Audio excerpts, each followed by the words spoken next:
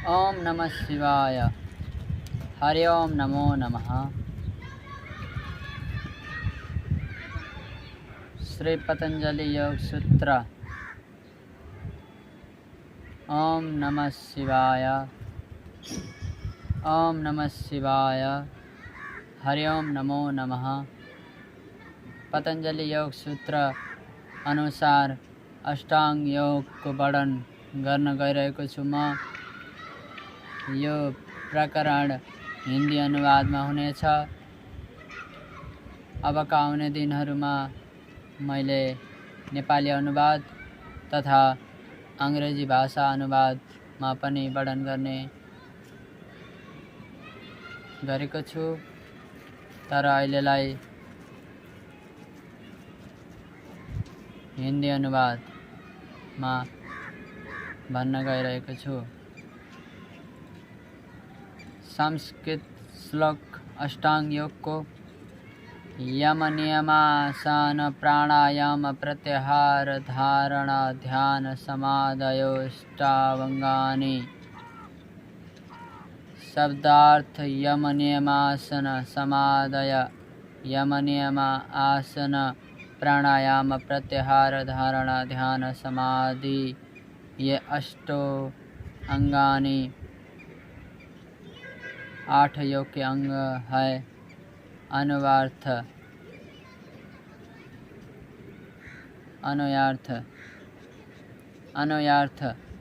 यम नियम आसन प्राणायाम प्रत्याहार धारणा ध्यान समाधि, ये 8 योग के अंग है। व्याख्या, ये 8 योग के अंग विवेक ख्याति के साधन है।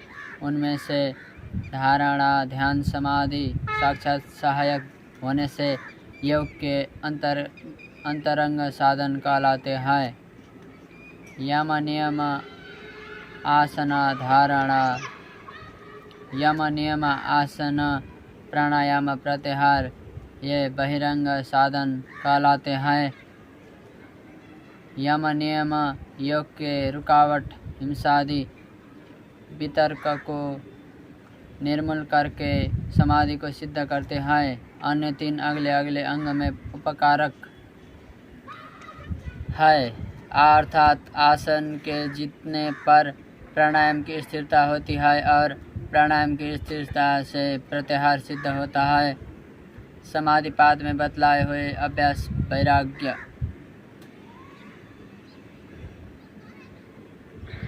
विशेष वक्तव्य। इस पाद में सूत्र 3 से 13 तक बतलाया आया है कि पुरुष क्रमशः क्लेशों और सकाम कर्मों द्वारा अविद्या से अस्मिता, अस्मिता से राग, राग से द्वेष, इन दोनों में अभिनिवेश, क्लेश उससे सकाम कर्म, सकाम कर्मों की वासनाओं से जन्म आयु भोग और उनमें सकाम कर्म के पाप पुण्य के अनुसार दुख सुख बहिर्मुख होकर नाना प्रकार के दुखों का प्राप्त होता है। इन दुखों की निवृत्ति के लिए इसी क्रमानुसार अंतर्मुख होने का सरल उपाय अष्टांग योग है। 1. यम। बहिर्मुखता की सबसे अंतिम अवस्था मनुष्य का अन्य सब प्राणियों के साथ व्यवहार है, इसलिए सबसे प्रथम इस व्यवहारिक जीवन को यमों द्वारा सात्विक और दिव्य बनाना होता है। सकाम कर्म जो जन्म आयु और भोग के कारण है निवृत्त हो जाते हैं। बाह्य व्यवहार से संबंध रखने वाले राग द्वेष और अभिनिवेश क्लेश तनु हो जाते हैं। 2. नियम। नियमों का संबंध केवल अपने व्यक्तिगत शरीर, इंद्रियों तथा अंतःकरण के साथ होता है, इसलिए इनके यथार्थ पालन से अपने व्यक्ति से संबंध रखने वाला सारा बाह्य व्यवहारिक जीवन राजसी तामसी विक्षेप और आवरण रूप मलों से धुल कर सात्विक पवित्र और दिव्य बन जाता है। आसन। आसन का संबंध शारीरिक क्रिया से है। इसके द्वारा शरीर की रज रूप चंचलता और अस्थिरता और तम रूप आलस्य और प्रमाद हटकर शरीर में सात्विक प्रकाश और दिव्यता उत्पन्न होती है। 4. प्राणायाम। प्राणायाम द्वारा प्राण की गति को रोककर अथवा धीमा करके शरीर को आंतरिक गति प्राण को सात्विक दिव्य बनाया जाता है और आयु भी बढ़ जाता है इस प्राणायाम से, क्योंकि हम मनुष्य लोग 21,600 सांस आता जाता है एक दिन में 24 घंटों में, परंतु प्राणायाम से हम सांस को रोककर 21,600 से घटाकर 18,000 और 16,000 यदि बढ़ाए तो हमारा आयु भी बढ़ेगा और शरीर भी स्थूल और सूक्ष्मतर बनेगा और समाधि के लिए बहुत ही उपयोग बनेगा। और 5वां प्रत्याहार द्वारा इंद्रियों को आलस्य और प्रमाद रूप तमस और बहिर्मुखता रूप रजस से शून्य करके इनको सात्विक रूप में चित्त के साथ अंतर्मुख करके दिव्य बनाना होता है। 1वां यम बहिर्मुखता की सबसे अंतिम अवस्था मनुष्य का अन्य सब प्राणियों के साथ व्यवहार है, इसलिए सबसे प्रथम इस व्यवहारिक जीवन को यशो द्वारा सात्विक और दिव्य बनाना होता है। सकाम कर्म जो जन्म आयु और भोग के कारण है निवृत्त हो जाते हैं। बाह्य व्यवहार से संबंध रखने वाले राग द्वेष और अभिनिवेश क्लेश तनु हो जाते हैं। यम के 5वां प्रकार है अहिंसा का मतलब हत्या नहीं करना है। सत्य मतलब सच बोलना है। अस्तेय चोरी डकैती नहीं करना चाहिए। और ब्रह्मचर्य मतलब ब्रह्मचर्य का पालन करना चाहिए। सत्वगुणी भोजन और वस्त्रों और वातावरणों मिलाना चाहिए।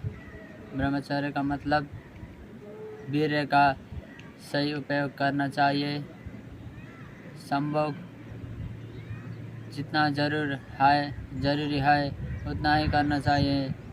कामना वासनी चिंतन मत करना।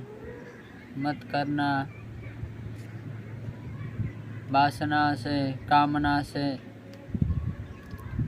ब्रह्मचर्य का पालन टूट जाता है, इसलिए जितना चाहिए उतना ही कामना का उपयोग करें। और अपरिग्रह मतलब त्याग करना चाहिए। सब कुछ हमारा कुछ नहीं है, हमारा ना जन्म लेकर हमारे कुछ भी नहीं आता है और मरने के बाद भी कुछ नहीं मिलता है, हमारा कुछ भी नहीं है। वैराग्य होकर अपना जीवन जिए, उसी में आपका सब कुछ अष्टांग योग के पहले भाग का यम पालन होगा, अन्यथा यम पालन नहीं होगा। और 2 नियमों का संबंध केवल अपने व्यक्तिगत शरीर इंद्रियों तथा अंतःकरण के साथ होता है, इसलिए इनके यथार्थ पालन से अपने व्यक्ति से संबंध रखने वाला सारा बाह्य व्यवहारिक जीवन राजसी तामसी विक्षेप और आवरण रूप मलों से धुलकर सात्विक पवित्र और दिव्य बन जाता है। ये नियम 5वां प्रकार है। इस प्रकार शौच का मतलब अपना शरीर और मन सफा और निर्मल करना चाहिए। सबसे बड़ा शौच का पालन मन का विकार का निकालना चाहिए। ज़्यादा नकारात्मक चीज़ चिंतन मनन नहीं करना चाहिए और अंदर शुद्धि और बाह्य शुद्धि। सुबह उठकर ब्रह्म मुहूर्त में स्नान करना चाहिए और सत्कर्म करना चाहिए। सत्कर्म करने के बाद हमारा शौच पालन होगा। और दूसरा प्रकार नियम में संतोष। हमारे मनुष्य जीवन संतोषमय जीवन होना चाहिए। संतोष का मतलब संतुष्टि। हर जगह आप जहाँ भी जाते हो मन चंचल होता है, पर क्या करना चाहिए कि अपना मन स्थिर और संतोष होना चाहिए, संतुष्टि होना चाहिए। हर अवस्था में आप समता में रहना चाहिए। राग आया द्वेष आए, राग आए तो खुश होंगे और द्वेष आएंगे तो बुरा मान जाएंगे, पर ऐसा नहीं है। आप दृष्टाभाव से समता में रहेंगे, यही विपश्यना का मार्ग है और आपके लिए समाधि तक के लिए रास्ता का अति सुंदर मार्ग। ये बात है कि अपना अष्टांग योग के सभी शुरू से पालन करना चाहिए, नहीं तो आपको समाधि अवस्था में बहुत दिक्कत होती है। और तीसरा नियम का प्रकार तप। आप तप करना चाहिए, जैसे कि मंत्र उच्चारण। आप ओम नमः शिवाय, ओम नमः शिवाय, ओम नमः शिवाय कहेंगे। तप का मतलब तपना होता है। आप पूजा पाठ और कर्मकांड करना चाहिए। सुबह उठकर बत्ती दियो और स्नान करने के बाद पूजा पाठ करना चाहिए, मंत्र उच्चारण करना चाहिए और तपना होगा। और चौथा प्रकार है नियम का स्वाध्याय। स्वाध्याय का मतलब ज्ञान। आप सांख्य योग दर्शन के गीता भाग में आप वर्णन कर चुके हैं, उसमें ज्ञान का प्रादुर्भाव होना चाहिए। ज्ञान का आप वेद पाठ करना चाहिए, वेद और उपवेद, उपनिषद, वेदांत, वेदांतियों ग्रंथों और गीता संहिता सभी प्रकार के हमारे हिंदू धर्म में जो शास्त्रार्थ है वो सभी का आप ज्ञान अर्जित करना चाहिए। इसके सहायता से आपको स्वाध्याय का पालन होगा और इसमें आपके लिए आगे जाने के पहले से ही स्थिर होगा आपका, और ज्ञान से आपका विवेक बढ़ेगा और आप विवेक बुद्धिमान और ज्ञान से आप छुटा सकते हैं सत्य और असत्य का दर्पण। और अंतिम प्रकार का नियम है ईश्वर प्रणिधान का मतलब आप भक्ति मार्ग का पालन करना चाहिए। आप हमारे हिंदू शास्त्र में अनेकों देवी देवता हैं, 33 कोटि देवता, पर आप त्रिदेव में भी तीनों देव हैं, ब्रह्मा विष्णु महेश्वर। आप विष्णु का भी अत्यंत 10 अवतार है। आप क्या करोगे कि आप मुक्ति के लिए एक ही ईश्वर का और एक ही परमात्मा का चिंतन मनन करना चाहिए, क्योंकि आप हर प्रकार की देवता से मार्ग में जाते हैं तो अंतिम रास्ता पहुंचना एक ही है, उसी परमात्मा का मिलना है।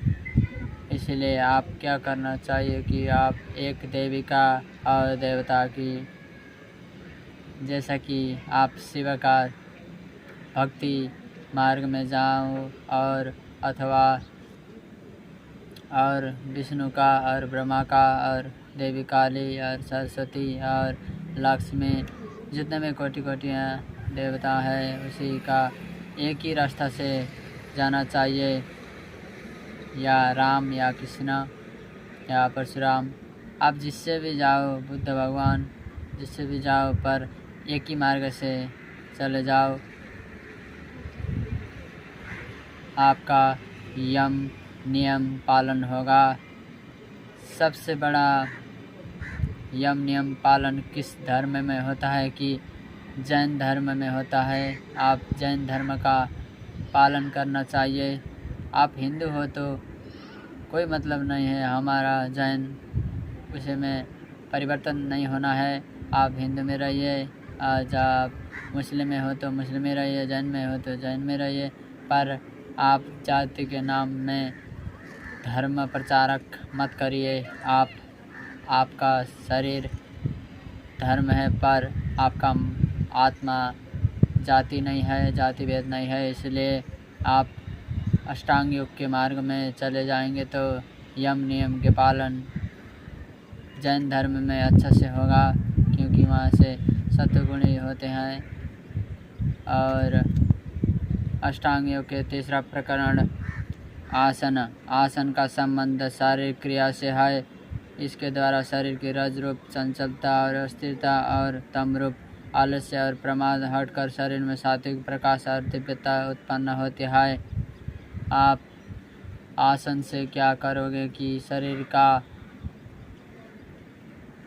हर जगह शिथिल करोगे और स्थिर बैठने में सहायक होगी। आसन से आपका शरीर और मन खुलेगा और तरलता होगा हमारा शरीर। और हमारे इस अंतिम भाग का अष्टांग योग का समाधि तक के लिए स्थिर रहने के लिए आसन सहायक सिद्ध होगा। इसलिए आप आसन अच्छे से करिए। इस आसन में 84 लाख आसनों हैं हमारे वेद ग्रंथों में, पर ये कलयुग है, कलयुग में इसीलिए घटाया है 84 आसन। फिर इसमें भी घेरन संहिता में 32वां आसन बनाया हुआ है और हठ योग प्रतिपिका में 14वां आसन बताया है, पर पतंजलि योग सूत्र में आपको 84 आसन बताया है। आप कलयुग में 84 आसन करो, इससे लाभ होगा। आप 84 लाख मत खोजिए, क्योंकि हमारे पास ज़्यादा समय नहीं है। बस अब तो 70 और 60 वर्ष ही हमारा मनुष्य का जीवन होता है। इसमें भी 20 वर्ष बालक काल में जाता है और गृहस्थी में 40 साल और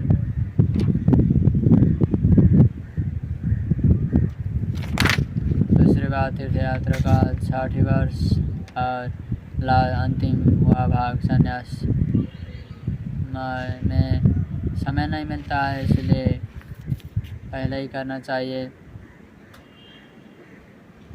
अब 14 प्रकरण प्राणायाम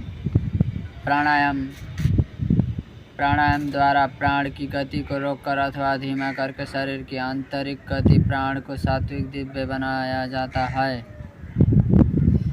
इस प्राणायाम से हमारा मन और शरीर स्थिर होता है, क्योंकि प्राणायाम से नासिका से अंदर बाहर सांस लेना जाना से हमारा क्या सहायक सिद्ध होता है कि हमारा आयु भी बढ़ जाता है, क्योंकि हमारे सांस पर भर पड़ता है, क्योंकि 21,600 सांस आने जाना का हमारा एक दिन में गणना होती है।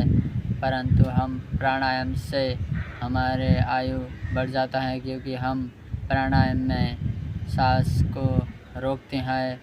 इसलिए रोकने के अभ्यास करेंगे तो हमारा आयु भी बढ़ेगा और मन और भी स्थिर और समाधि के लिए बहुत सहायक सिद्ध होता है। हमारे प्राणायाम 3 प्रकार के हैं: रेचक, पूरक, कुंभक। रेचक का मतलब सांस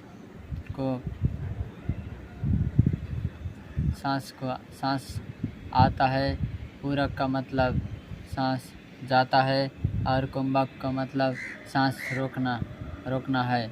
इसमें भी कुंभक का 2 है भाग, अंतरंग और बहिरंग। भीतर सांस रोकना और बाहर सांस रोकना। और 5वां प्रकरण है धारणा। 5वां प्रकरण प्रत्याहार द्वारा इंद्रिय को आलस्य और प्रमाद रूप तमस और बहिर्मुखता रूप रजस से शून्य करके इनको सात्विक रूप में चित्त को 7 अंतर्मुख करके दिव्य बनाया होता है। हमारे प्रत्याहार से हमारा मन और भी स्थिर होता है, क्योंकि हम एक ही जगह पे टिकाते हैं। हमारा मन कई हजारों समयों तक दूर जाता है। कहाँ जाता है? हमारे पूर्व जन्म का जो कर्म है, कर्म अनुसार हमारा मन भी जाता है। इस जन्म का और पूर्व जन्म का मन जो बनाया हुआ है हमारे शरीर ने, उसी की जगह जाती है हमारे मन।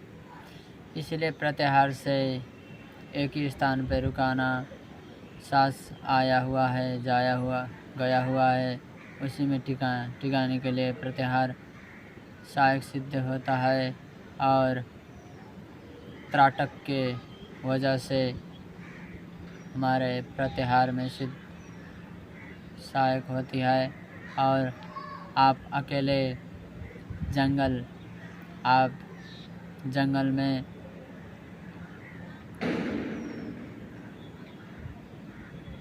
अकेले ही रास्ता करना चाहिए। और पहाड़ियों में,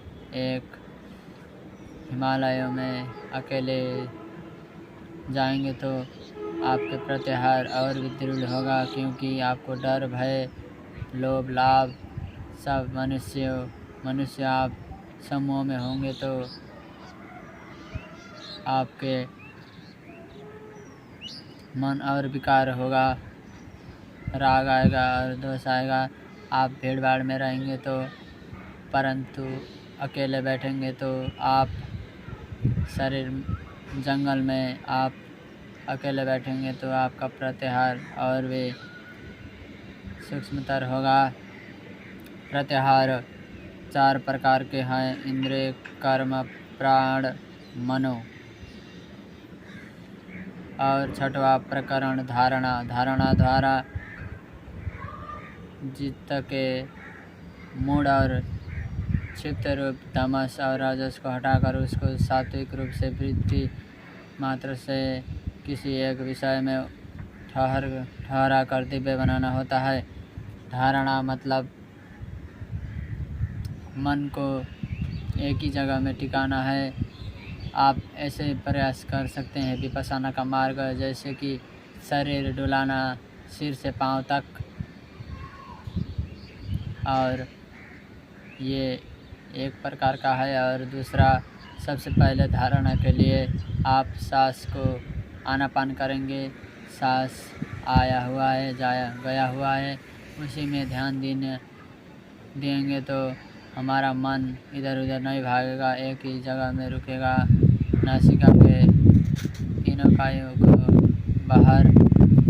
और दूसरा भाग है शरीर को डुलाना, 2 मिनट सिर में रुकाना, फिर वहाँ पे संवेदना आएगा, फिर दूसरा जगह में जाना है। बस 2 हाथ इतने ही दूर आप मन टिकाएंगे। पहले सिर में, सिर से 2 इधर, फिर इधर, फिर इधर करके पाँव तक जाएंगे।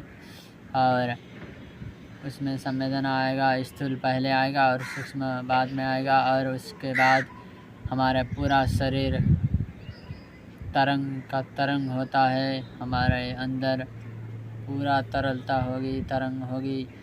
हमारे इलेक्ट्रिकल सूक्ष्मता इधर उधर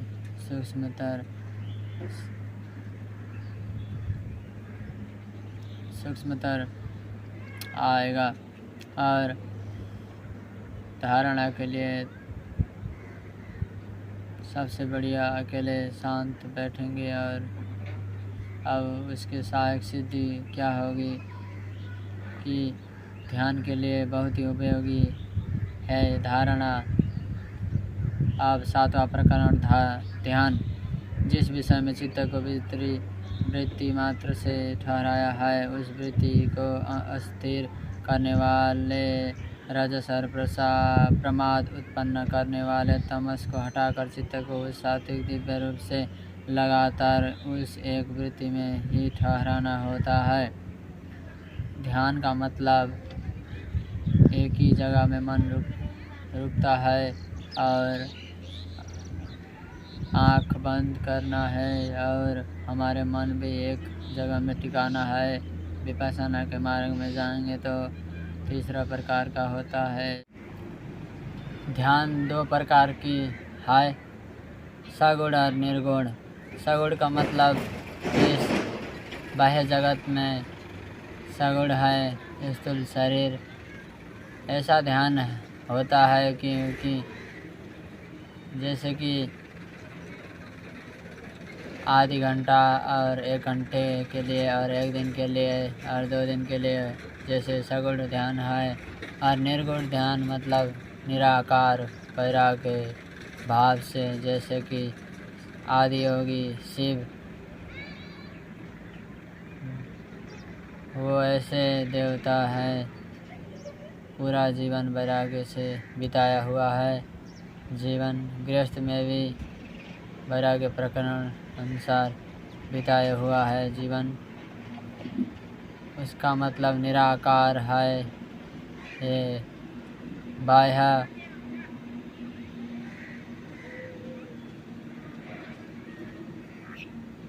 अंतरिक्ष तक के साक्षात्कार होगी इसमें। जैसे कि श्री कृष्ण भगवान ने अर्जुन को विषाद योग में, सब गीता के भाग में आप उनको दिव्य दृष्टि देकर आप श्री कृष्ण को दिव्य आप इनका साक्षात्कार कराया था। वैसे ही हमारे निर्गुण ध्यान से हमारा पूरा बाह्य जगत साक्षात्कार होगा। और समाधि अवस्था के लिए ध्यान बहुत ही उपयोगी होते हैं, क्योंकि हमारा मन और शरीर स्थिर होते हुए जाते हैं, और फिर समाधि के लिए बहुत ही लाभदायक होगी। अब अंतिम भाग अष्टांग योग के समाधि।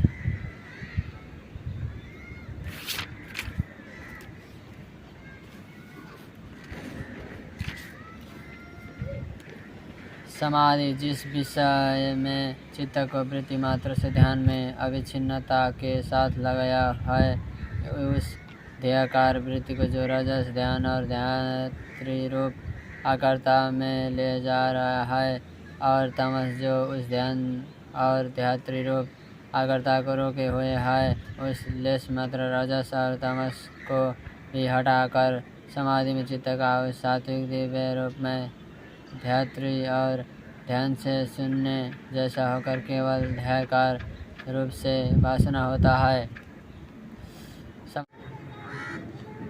समाधि के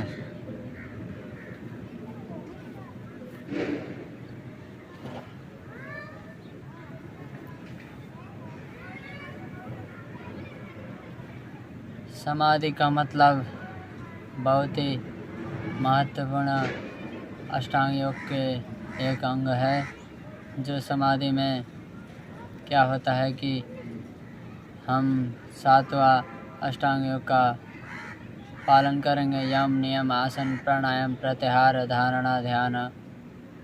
बाद में समाधि होगा, उसके लिए पहले 7वां सभी पालन करेंगे तो हमारे समाधि में सिद्ध सहायक होगी, क्योंकि हमारा मन और शरीर स्थूल से सूक्ष्मतर झुकेगा और हमारा पूरा शरीर तरंग होता है। और उसके बाद समाधि अवस्था होता है। समाधि में संप्रज्ञात और असंप्रज्ञात समाधि 2 प्रकार की अवस्थाएं हैं। संप्रज्ञात का मतलब बहिरंग, जैसे कि बहिरंग समाधि का मतलब हमारा बाहर जैसे पंच महाभूतों, वैसे ही 5 कर्मेंद्रिया, ज्ञानेंद्रिया, वैसे ही हमारा महाभूत, पंच महाभूत के जैसे के लिए हमारे वैसा ध्यान होगा। बस 1 दिन और 2 घंटे के लिए होता है संप्रज्ञात समाधि। और असंप्रज्ञात समाधि का मतलब निर्विकार समाधि, जैसे आदि योगी शिव हजारों वर्ष तक समाधि में लीन होते हैं, वैसे ही हमारे मनुष्य योनियों में भी सफलता होगी, परंतु गृहस्थ में नहीं होती है। आप संन्यास लेना होगा। असंप्रज्ञात समाधि होने के लिए आप हिमालय कोटियों में तपस्या करना होगा, अकेले बैठकर गुफा में, वो असंप्रज्ञात समाधि होता है। इसमें बहुत सूक्ष्मतर अवस्थाएं होती है, बहुत ही डरावना होता है, क्योंकि उसमें रुकावट माया होती है। माया से परे जाकर हम निर्वाण, निर्विकार समाधि और परमात्मा में लीन और जन्म मरण का भवसागर में चक्कर, मनुष्य योनि और प्राणी योनियों में मरण और जन्म का भवसागर टूटता।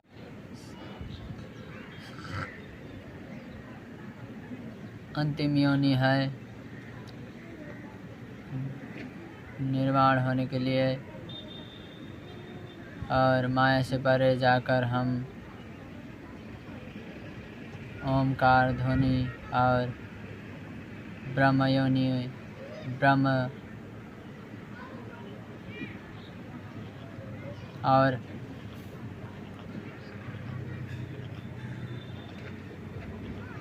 जैसे कि ऊपर 7वां तल, पृथ्वी तल, ब्रह्म परमात्मा में, ऐसे ही। इसलिए समाधि अवस्था बहुत ही महत्वपूर्ण साधना है। इसमें पतंजलि और दूसरे ऋषियों, अनेकों ऋषियों ने समाधि तक अवस्था पाए हैं। इसलिए हमारे मनुष्य योनि में सबसे महत्वपूर्ण कार्य समाधि तक का अवस्था होने के लिए हम मनुष्य जीवन मिले है, परंतु हम गृहस्थ में होकर भूल जाते हैं। हम एक ही चक्र में रुकते हैं। मूलाधार चक्र में हमारे 7वां चक्र होते हैं। आप अंतिम अवस्था में जो मृत्युशैया में होते हैं, उसी तरह से आपके चक्र के अनुसार संबंधित होती है। इसलिए आप पहले से ही तैयार करना चाहिए। आप मृत्युशैया में अवस्था में सहस्रार चक्र में जाना चाहिए और समाधि तक का अवस्था मिलना चाहिए। और सबसे बढ़िया मृत्यु क्या होता है? महासमाधि होता है। महासमाधि का मतलब आप शरीर ऐसे ही होकर, बोध होकर आप मृत्यु पाएंगे। मैं अगले योनि में कहाँ जाऊंगा और कहाँ से आया था और इस जन्म में क्या मेरा लक्ष्य था, अब मेरा पूर्ण हुआ कि नहीं, वो जांच कर आप देखेंगे महासमाधि में। और खुश होकर आप सहस्त्र चक्र से मृत्यु पाएंगे। वो सबसे बढ़िया मृत्यु है। प्राणी इधर उधर भटक कर भूल जाते हैं हमारा लक्ष्य क्या है, बस यही घर बार और गृहस्थ में रुक जाते हैं। परंतु ये हमारा अंतिम लक्ष्य नहीं है। हमारा मुक्ति का निर्विकार समाधि और परमात्मा में लीन होने के लिए हम जन्मे हैं और मुक्ति होने के लिए जन्मे हैं, परंतु भूल जाते हैं मनुष्य। इति श्री यम नियमासन प्राणायाम प्रत्याहार धारण ध्यान समाधयोष्टांगानि इति श्री।